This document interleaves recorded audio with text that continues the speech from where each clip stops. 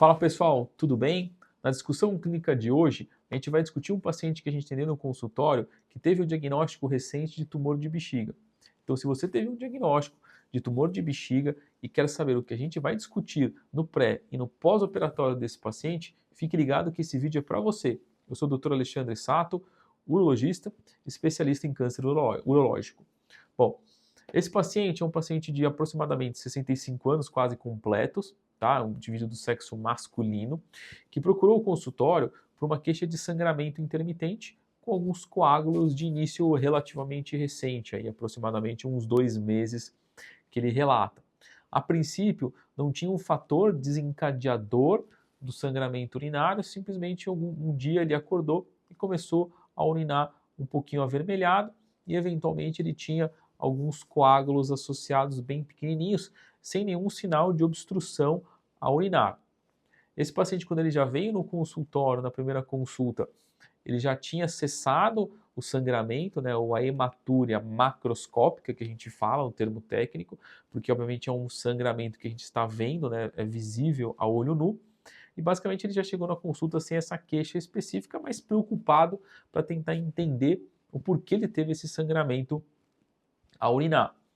Questionado esse paciente, ele é um paciente que já tinha um antecedente pessoal de ter sido tabagista, ou seja,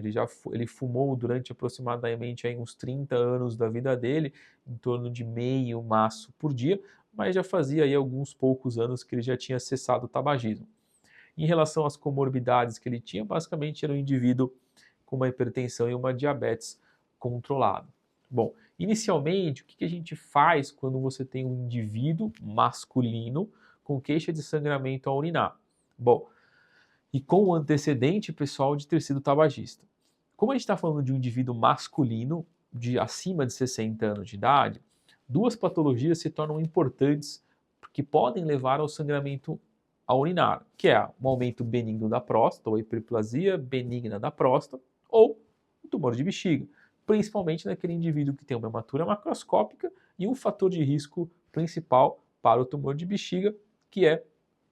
basicamente o tabagismo. Um outro diagnóstico que a gente também pode pensar é o tumor de rim, né? Apesar de ser menos comum, mas o tabagismo também é um dos principais fatores que levam o paciente a ter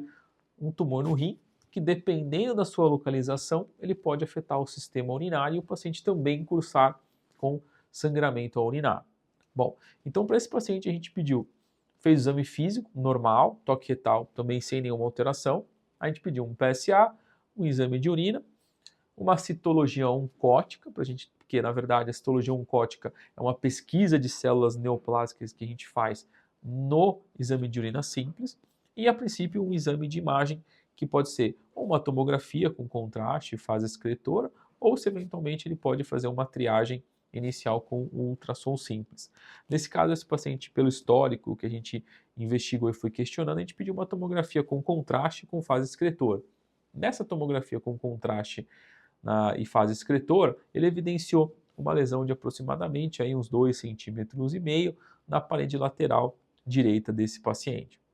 Em vista disso, a gente discutiu que esse paciente deveria ser submetido a uma cistoscopia. Basicamente é uma endoscopia do trato urinário, onde a gente vai entrar com uma câmera pelo canal do xixi e olhar a bexiga para realmente confirmar ou não se esse paciente tem essa lesão no trato urinário. O paciente foi submetido à cistoscopia que evidenciou essa lesão aí de aproximadamente 2 centímetros e no mesmo tempo cirúrgico ele já foi submetido a uma RTU de bexiga ou ressecção transuretal desse tumor vesical, onde a gente tirou basicamente todo o tumor junto com a camada muscular. A gente fala que a gente tira a camada muscular exatamente porque com o anátomo patológico em mão, a invasão da camada muscular ela se torna um divisor de águas para o paciente com tumor de bexiga, que a gente vai falar daqui a pouco. Tá? Esse paciente ficou aproximadamente um dia internado, que a gente deixa com uma sonda lavando ali a bexiga para ver se vai ter algum sangramento maior. Depois a gente fecha a irrigação, tira a sonda, esse paciente vai urinando para casa. Nos primeiros dias é normal ter algum pequeno sangramento, um leve ardor para fazer xixi, como se fosse uma cistite, mas tomando bastante água e os medicamentos que normalmente a gente deixa no pós-operatório, o paciente vai muito bem para casa.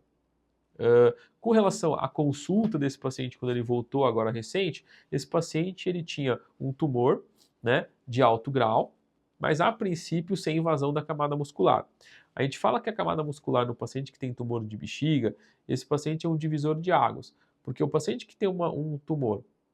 um carcinoma urotelial, que é o subtipo mais comum, que basicamente é superficial ou até a lâmina própria, esse paciente ele vai ser tratado de uma outra maneira, que basicamente é terapia intravesical ou eventualmente só fazer o acompanhamento. Para aquele paciente que tem um tumor que invadiu a mucosa,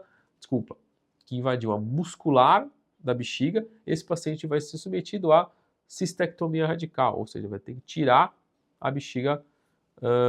remover a bexiga inteira junto com os linfonodos, enfim, fazer toda aquela reconstrução do trato urinário que a gente já comentou em vídeos passados. Esse paciente, ele basicamente tinha um T1 de alto grau, que é uma lesão um pouquinho mais profunda, mas não chega à camada muscular, e uma lesão de alto grau. Quando você fala lesão de alto grau, ou quanto um pouco mais profunda, mas não tendo acometimento da camada muscular, esse paciente ele é um candidato a uma terapia adjuvante, que atualmente hoje a gente faz com a OncoBCG ou a gencitabina, porque eventualmente a gente sabe que a OncoBCG tem tido uns períodos de falhas aí no mercado. E basicamente qual que é o intuito de fazer essa terapia adjuvante? É evitar a recidiva e a progressão da doença para sim uma doença músculo-invasiva. Esse paciente, por ter um T1 de alto grau, ele vai ser submetido a uma nova biópsia em 4 a 6 semanas e após 4 a 6 semanas dessa nova biópsia, confirmando a lesão ou não, esse paciente começa a terapia adjuvante, que vai fazer pelo menos 2 anos aí de OncoBCG ou gencitabina pelo período de 1 ano, porque ele é diferente um pouquinho a terapia adjuvante. Então, nesse vídeo a gente percorreu toda a história do paciente que teve o câncer de bexiga, que às vezes é um paciente típico que chega com um indivíduo sexo masculino, aproximadamente 60 anos ou mais, que é a principal idade, tabagista ou ex-tabagista, ou eventualmente teve algum fator ocupacional, derivados do petróleo, radioterapia, enfim, trabalhador de indústria do têxtil, né, de látex, né, borracha. Então são alguns fatores de risco que podem estar relacionados ao câncer de bexiga, que tem uma queixa de uma hematura macroscópica, que durante a investigação nos seus exames de imagem achou aquele nódulo, aquela lesão vesical, foi submetido a uma citoscopia com a biópsia, que é a RTU de bexiga, que confirmou, por ser uma lesão de alto grau, esse paciente é classificado como alto risco de recidiva e progressão. Então, portanto, esse paciente ele se encaixa no que a gente fala de terapia adjuvante, que pode ser feito com OncoBCG ou gencitabina. Se esse paciente tivesse um acometimento da camada muscular, é aquele paciente que a gente vai discutir cistectomia radical ou exenteração pélvica anterior. Se esse paciente não tivesse condição de fazer a cistectomia, é o paciente que vai ser encaminhado para terapia de preservação vesical, que basicamente é quimioterapia e radioterapia com o intuito de você tentar diminuir